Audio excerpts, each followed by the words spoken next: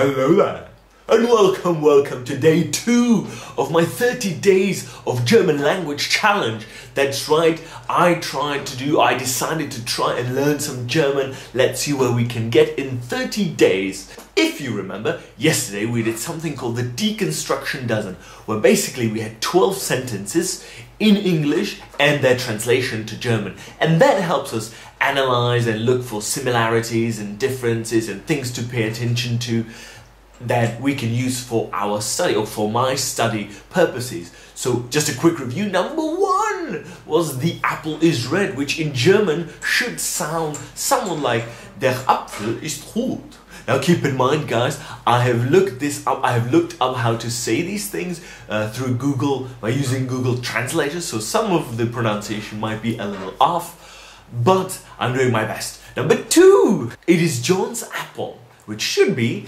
es ist Hans Apfel. Number 3, I give John the apple, should be ich gebe Hans den Apfel. Number 4, we give him the apple. Wir geben ihm den Apfel. Number 5, he gives it to John. Gibt es Hans. Ja. Number 6, she gives it to him. Sie gibt es ihm. Sie gibt es ihm. Number 7, is the apple red? It's a fundamental question, isn't it? Is the apple red? Ist der Apfel rot? One more time. Ist der Apfel rot? Number 8, the apples are red. That's right, this is plural. One more time. The apples are red. Indeed, yes they are. In German, that should sound somewhat like die Apfel sind rot. Die Apfel sind rot. Number 9, I must give it to him. Ich muss es ihm geben. Number 10, ooh, that is I want to give it to her, which should be ich will es ihr geben. But as you know, guys, somebody was helping me out with the translation of this deconstruction dozen. So another version, a more polite version of this I want to give it to her could be somewhat like ich möchte es ihr geben. Number 11, I'm going to know tomorrow. Ich werde es morgen wissen. And number 12, I can't eat the apple. Ich kann den Apfel nicht essen. Oh, of course, we have the bonus sentence number 13. I've just eaten the apple. Ich habe den Apfel gerade gegessen. Now, as I've told you guys before, I'm using this as a tool of analysis. I'm using it to see where the differences are, where are the similarities, what's interesting, and so on and so forth. I'm not trying to remember it, is the point. I'm not trying to memorize everything. Of course, I kind of remember like der Apfel ist rot, or for instance, I really like the word gegessen. Gerade gegessen. I just find it funny to say over and over again, and so that gives me pleasure. So I do remember some things, but I'm not trying to memorize that stuff, and that's it for that. Now, what are we going to do next? Next, we're going to start with, or continue, depends on how you look at it, we're going to do personal pronouns. Did somebody say personal pronouns? Right then.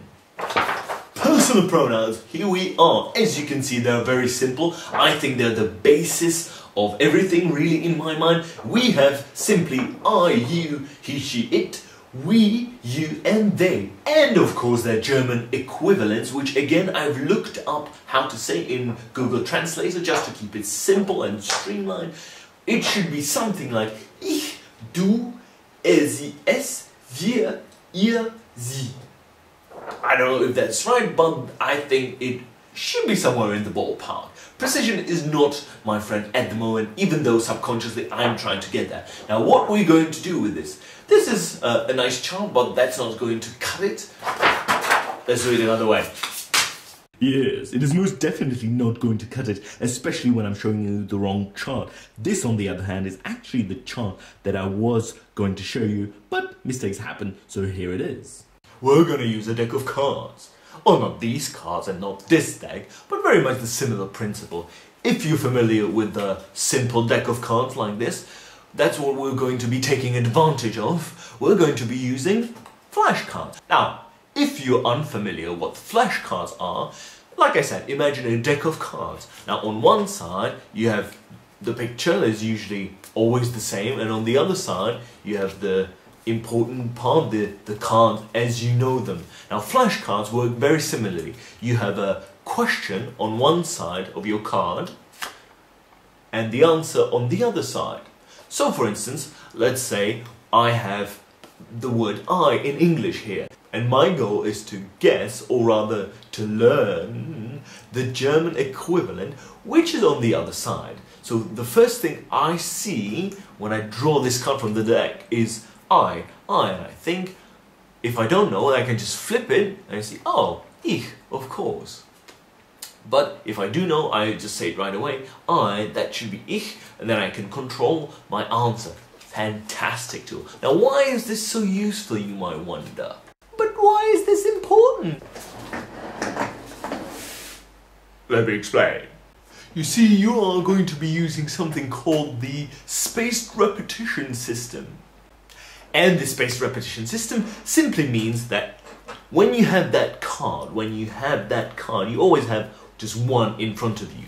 If you don't know what's on this side, then you can just look at it straight away and you'll be like, oh, of course it's this thing. But because I didn't know it, when I have the deck, I put that card at the beginning, maybe as a second card, or could even be the first card again, but at the very beginning. So, you know, then I draw another card, I know this one, and I get back to the one that I didn't know.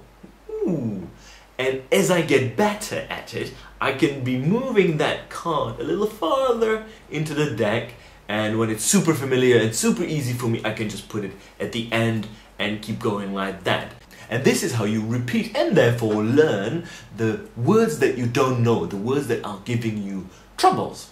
So that's why spaced repetition and flashcards are so important. But if you're wondering, am I going to be using cards like this, just, you know, with written text? Then no! We are living in the 21st century, so I'm going to be using technology. It's better for the trees, and I can always carry it with me, and I can have as big of a deck or as many decks as I want to. Now, I like to use an app that's called Anki, which is simply electronic form of these flashcards. Now, I have already created a deck for German, for these basic personal pronouns, but I've also added something a little extra to it, and I put that on Anki. So if you are using Anki, it's a free software, by the way, you can download it online. I'm not certainly getting anything from it, but I really like it. So if you're using that, I will link to that deck below, and you can use those decks to learn German as well. But if you're wondering what extra did I add into that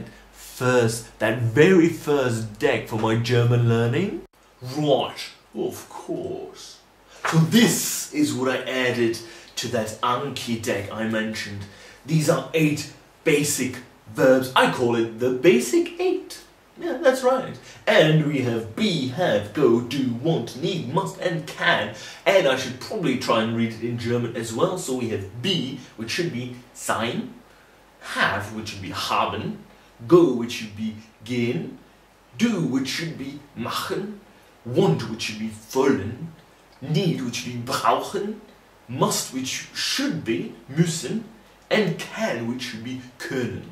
Now, why is this the basic 8? Well, that is simply because I feel like these are the most commonly used, most useful verbs in pretty much any language, to be honest. Why is that, you wonder? Well, because I feel like we talk a lot about things we want, things we need, things that bother us. So, you know, these words in their negative forms, and you can express a lot of things with just these. I think, for instance, in many languages, I think German will be a little different because, as we know from the deconstruction dozen, now, the second verb usually is at the end of a sentence, but in English, let's say, you can combine these verbs very well. You can say things like, I can do my homework or something.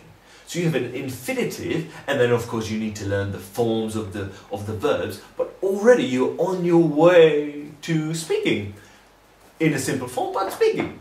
Yeah, so I feel like these are great. I'll be practicing these a lot, and next time we'll see if I remember.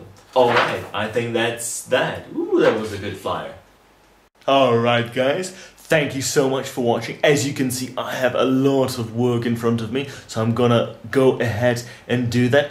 And don't worry, I'll put the links for Anki decks and anything else that might be useful in the comments down below.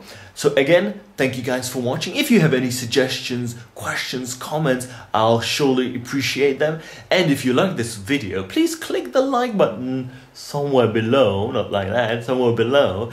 And if you want to see more videos like this, please hit the subscribe button, and I will see you very next time. You take care.